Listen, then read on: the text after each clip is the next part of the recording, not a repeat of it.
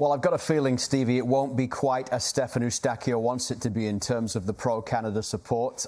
It's going to be sold out at Mercedes-Benz Stadium. If past times are anything to go by, probably a full crowd of Argentine fans. Even the last couple of friendly games for the US saw Colombia outnumber the US fans, Brazil outnumber those. And when you were part of the staff at the Gold Cup, that great run a couple of years ago, played Mexico in Houston, Canada had to deal with that as well. It was a very pro-Mexican crowd. The whole stadium was full of them. So is this a disadvantage or not?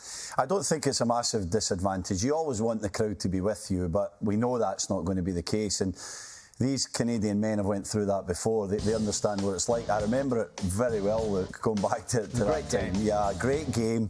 Played really well. But before the game, on the bus and the way there, I'll never forget the Mexican fans lining the streets, you know, maybe a mile away from the stadium, and coming in the bus and, you know, them waiting on that Mexican bus and seeing some of the reaction around the Mexican players post-game. So, you know, the whole extravaganza, let's call it, around playing a team of that magnitude, Argentina will be the same as Mexico, maybe even greater than Mexico, will be an amazing experience. But you can't get involved in that as a player, especially when you're an opposition player. You got to remain focused. You got to worry about your own task, your own job. And Canada will be ready for that. They'll just be trying to prepare themselves the best that they can so that they can do the best job when the match starts. So given the fact that they will be outnumbered in the stands for certain, and the fact that they're playing against Lionel Messi and the defending Copa America and World Cup champions, where would it rank in the history of the Canadian men's national team if they were to get a win against Argentina in the Copa America opener? Well, let's find out with another edition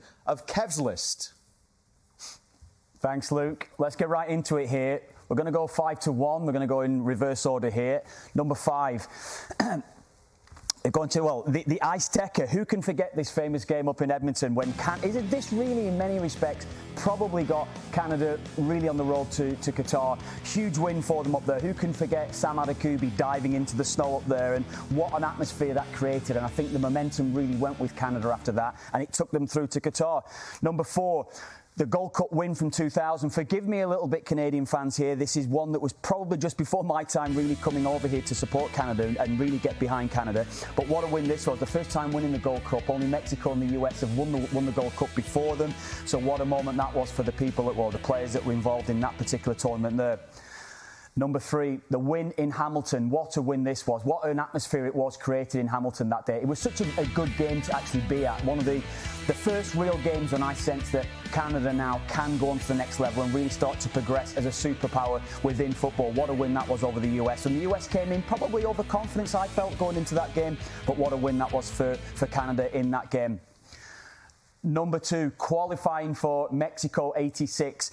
This was, again, forgive me, I was, 8 years old, I think, at this one, when this one about, a little bit before me. But what a game and what an achievement it was for Canada at that particular time to qualify for the World Cup. I actually remember them at the World Cup. That's my first World Cup that I remember, Mexico 86. So I do remember Canada participating in that one.